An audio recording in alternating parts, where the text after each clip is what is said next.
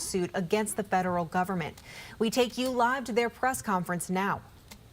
Thank you for joining us. Dipinder Mayal. My pronouns are he, him, and I'm the Executive Director of the ACLU of Minnesota. Today we have with us, behind me here, Teresa Nelson, Alicia Grancy, and Catherine Allen Halverson from the ACLU of Minnesota, as well as four lawyers from Green Espel, including Kshitij Srinath, Amran Farah, Kevin Zhao, and Michelle Morrow. We, just off the bat here, right off the top, I want to say that we know and we're aware that we saw another DHS-related shooting last night here in Minnesota, and we are waiting to hear more information. As always, we're asking for a transparent investigation to ensure that we can fully understand the facts and to ensure accountability. And putting that aside, I do want to acknowledge here that we know that this is not a normal time and that what we're seeing here in Minnesota is not normal law enforcement activity. Since November, we have witnessed increasing escalation of unconstitutional activity throughout the state. And everyone is seeing it. It is not a mystery. People around the world are seeing this. And this should be understood as part of a broader pattern, one that has been well documented in court after court across this country. Remember, this affects us all. These are all of our rights that are at stake. The rights to be free of unlawful search and seizure, and to be free from warrantless arrests and racial profiling are some of the most essential and critical rights we have. And Democrats and Republicans alike should be alarmed by what is happening in Minnesota to these fundamental rights. In the end, people want to be able to live safely in their neighborhoods without fear from government retaliation, and one where the federal police are not turned against our communities. This morning, the ACLU of Minnesota, and pro bono partners Covington and Burling, Green Espel, and Robbins Kaplan filed a class action lawsuit, a lawsuit against the federal government brought on behalf of Minnesotans. Catherine Allen Halverson from the ACLU of Minnesota will go into more details about some of their stories, but their names are Mubashir Khalif Hussain, Mohammed E. Daras, and Javier Doe. Mubashir was going to speak with us today, but unfortunately cannot make it, and you'll find his statement in some of the press packets. And with that, I'm going to pass it over to Catherine. Thank you. Thank you. Good morning. My name is Catherine Allen Halverson. I am a staff attorney at the ACLU of Minnesota, and I use she, her pronouns. As Dipinder said, this morning, the ACLU of Minnesota, the ACLU, our pro bono co-counsel Green Espel, Covington and Burling, and the Robbins Kaplan firm filed a lawsuit in the Federal District Court of Minnesota on behalf of 3 Minnesotans and those similarly situated who were unlawfully stopped and detained by federal agents working for the Department of Homeland Security. In the complaint, we detail disturbing facts regarding the ongoing assault against the rights of people in Minnesota who federal agents perceive to be Somali or Latino. Our client, Mubashir Hussain, a U.S. citizen, walked outside on his lunch break in December and was violently stopped, pinned down in a headlock, arrested, driven around, and held at the Whipple building by masked ICE agents who refused to look at his U.S. passport card until they had him in detention. Mr. Hussain sees and hears federal agents in his neighborhood every day. And just last week, while bravely recording them in his neighborhood from a public sidewalk, he was pepper sprayed directly in the face by federal agents driving by. Also in December, our client, Mohammed Idrus, a U.S. citizen, worked an overnight shift as a personal care assistant. He met his mother outside, and they started shoveling out his car because it had snowed overnight. Masked federal agents surrounded them and detained them for a lengthy period, separating them from each other and questioning their valid identification. In January, our client, Javier Doe, a U.S. citizen, was at work when Customs and Border Control agents harassed, violently tackled, handcuffed, with great force arrested him, and then they drove him around in their car, finally leaving him in a Walmart parking lot, sobbing on the ground after looking at his passport in the car. The complaint details the experiences of many more brave Minnesotans who have spoken up, even as the administration's rhetoric and the extreme and excessive force and lawlessness of their agents has escalated. ICE, CBP, and other federal agents are violating the most basic limits our Constitution places on law enforcement. When acting without a warrant, they must have reasonable suspicion before stopping someone, and they must have probable cause before detaining or arresting them. They are also violating these most basic limits that were placed by Congress specifically on federal immigration enforcement agents conducting enforcement activity. ICE, CBP, and other federal agents are doing all this by targeting people for stops and arrests based on their perceived ethnicity as Somali or Latino. In fact, the Trump administration has been crystal clear about their intention to target Somali and Latino people. Specifically surrounding Operation Metro Surge, the president has repeatedly denigrated Somali people and said they should go back where they came from. He has repeatedly suggested that they are picking up Somali and Latino criminals, when in reality they are harassing, stopping, and detaining hard-working Minnesotans in their neighborhoods, outside their workplaces, their houses of worship, their schools, their community centers, and their homes. And because they are targeting Minnesotans based on their perceived ethnicity as Somali and Latino, agents are unlawfully using their enforcement authority against many more people of color and Native American people in Minnesota. The illegal enforcement activity is only increasing. We thus anticipate asking the federal district court for an emergency order to stop ICE, CBP, and other federal agents from continuing to violate Minnesotans' rights. In addition to that motion for a preliminary injunction, we will be filing a motion to certify a class of Minnesotans who are being stopped and arrested based on these unlawful policies. Look, thousands of masked federal agents with militarized gear and weapons are terrorizing our city and our state. People should not fear going to work, to school, to the grocery store, to the hospital, to their house of worship, or anywhere in our wonderful state. The only way to stop this is for people to stand up for their rights, and it is difficult to do because the administration's threats of unlawful detention and even removal are coming every day. Our clients are bravely coming forward and asking the court to do something about this as soon as possible. Thank you.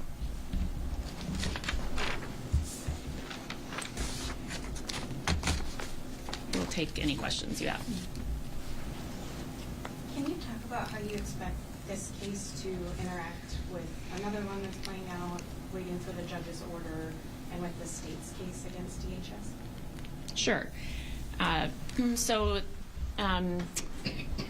The Tincher case was brought on behalf of constitutional observers and protesters asserting their First Amendment and Fourth Amendment rights.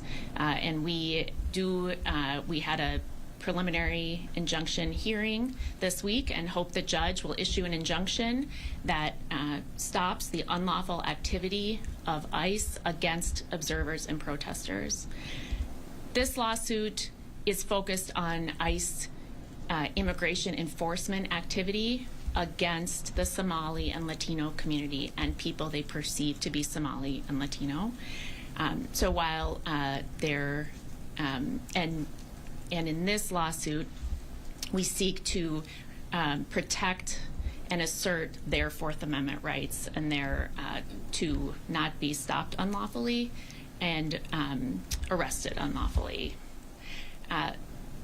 The Attorney General's filed a lawsuit along with the City of Minneapolis and St. Paul, and that asserts some similar claims on behalf of Minnesotans, and we will expect that the courts will proceed with each case appropriately. Yeah. How do you see an injunction potentially playing out if granted? Well, we would ask the court to give specific direction to the agents that are on the ground here in Minnesota to follow the law in making stops and arrests. And we will hope that the court will proceed quickly in offering relief because of how dire the situation is on the ground. Are you seeking damages for the three individuals? At this time, the lawsuit seeks injunctive relief only. There was some understanding coming out of the summer that there was more latitude given to stops and detainment through the Supreme Court, the so-called Kavanaugh stops. I understand there's some pushback in a decision that was made later last year. Can you take me through where you understand that requirement is at right now according to the Supreme Court?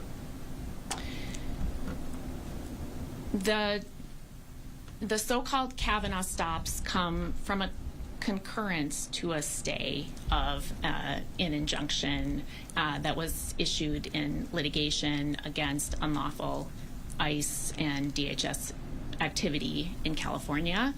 And so it's not really a decision that established new law with respect to stops and arrests. So in this case, we seek to assert the rights of Minnesotans against unlawful stops that are based not on any well-founded belief that there's an immigration violation, but instead on the perceived ethnicity of the person being stopped. I think, one thing I would note is that here we have extremely explicit threats and racial animus being described by the administration to the Somali community and the Latino community here in Minnesota. And we think that's strong evidence that there is a policy to target these communities. Will more be added to either of these class actions? Both of these are class actions, correct? The Tincher case as well? Yes. We will continue to offer evidence of the ongoing violations of people's constitutional rights as the case progresses. Yes. Do you have any knowledge? I would think in other states there have been similar suits filed from the ACLU. How have those played out on the ground? Yeah, I think injunctions have issued with respect to unlawful conduct, and while the conduct here in Minnesota is overlapping with much of the unlawful conduct you've seen in other states, it's I think objectively worse, more extreme, both in the manner of targeting, in the and in the force that is being used in stops and arrests. So if you're successful with the injunction, does that change the 2,000, 3,000 agents? Can they still stay here? It just changes how they would operate, or? That's right. What we're seeking is for the court to provide oversight, an order that says this is what's lawful, and that's what you have to do. And then we would expect that there would be some opportunity for the court to seek, we will ask the court to seek reporting of the conduct that's happening on the ground. I will, yeah, that's, so. Yeah, like, I mean, not to get too hypothetical, but if an injunction is made and they continue to act this way, like, would there be relief or how? Yeah, there is a mechanism to seek to enforce an injunction once one is issued. Any other questions? How quickly do you think this will get in front of a judge then? We will file our motions as soon as possible, and we'll hope to be, talking with a judge who's assigned next week to get a schedule to have it briefed and heard. When will that be filed then? Today or? It will be filed as soon as we can.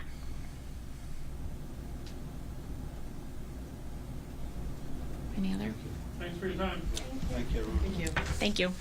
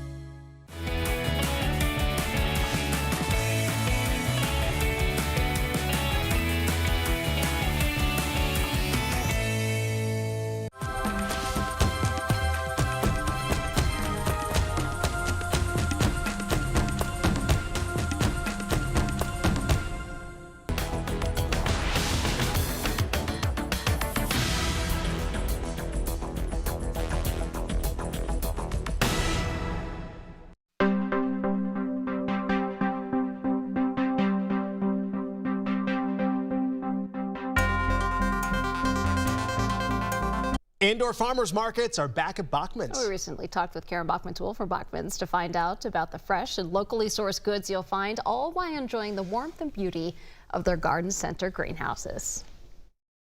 Hey Karen, it is great to see you as always. We know it is going to be a cold weekend, so pretty much a great time for an indoor farmers market right now. Yeah, that's exactly right. So when it does cool down, we love to bring people into the warmth of the greenhouse for different activities and different events. And so all winter long, actually, we are hosting farmers markets at all of our stores, and they rotate. But every single weekend, you'll be able to at least see 1 or 2 farmers markets in our stores. This weekend, we have farmers markets at Fridley and Eden Prairie. And of course, there's beautiful things in front of me that the farmers and makers will be bringing. I mean, this all looks very seasonal, of course. I mean, the winter selection is clearly different than the summer selection, but what are some of the things that people could find? It is. So you're going to see a lot of root vegetables. So, you know, the turnips, the stew vegetables like carrots and potatoes. There are still apples, which is just amazing because having a nice fresh Minnesota apple is wonderful. But you'll have a lot of canned goods, homemade pastas. And what's nice about our farmers markets, they're all Minnesota farmers and makers. And so they are doing things from their own bounty and own harvest from 2025 and bringing it to our greenhouse for people to enjoy. So we have a lot of canned goods, a lot of ready to eat things too. So if you want to just come in and stretch your legs and warm up in the greenhouse a bit, you can grab a sandwich or coffee and chat with neighbors and things like that. You know, Karen, I'm glad you brought that up because in Minnesota winters, we know it can be tough to get out and about. So people may be looking for something to do inside. Great opportunity. And not only that, but you could just walk and just find all kinds of treasure troves inside. Yeah, exactly. So get the kids out, stretch their legs. You know, Bachman's is a dog-friendly store as well. So if you want to get, you know, your favorite furry friend out and go partake and peruse around, you can do that too. It's a great time to be in the greenhouse. It's beautiful. It's full of lush green plants. And just to get that oxygen exchange will make you feel good inside. Karen, you mentioned makers. Is it anything beyond food? Yeah, there's certainly some artisans too that have knitted scarves or mittens that are perfect for this time of year. There's some ceramicists, some candle makers, and each market is a little bit different in terms of who will be there. So I suggest that if you're coming, check the website to see if your favorite person will be here. And also our social media will highlight some of the favorites as well. And of course, you can always find plants inside at Bachman's. Yes. That's exactly right. Karen, real quick, you said Fridley and Eden Prairie this weekend. Is it both days? What are the hours? Yep, from Saturday from 10 a.m. to 1 p.m. at Fridley and Eden Prairie. And then check the website for the rotations for the rest of February and March. All righty. Great. Well, Karen, thank you so much. So great to see you. And head on out to the farmers market. Good to see you, Karen. Good to see you too. Bye-bye. Good afternoon. I'm Maria Lizignoli. This is WCCO's 4 Things to Know podcast. Catch up on the day's top stories with Minnesota's most watched news source. Whether you're on the go or only have a few minutes to spare, we're here for you. Afternoons just got better. Join us. Don't miss 4 Things to Know. Follow and listen wherever you get your podcasts.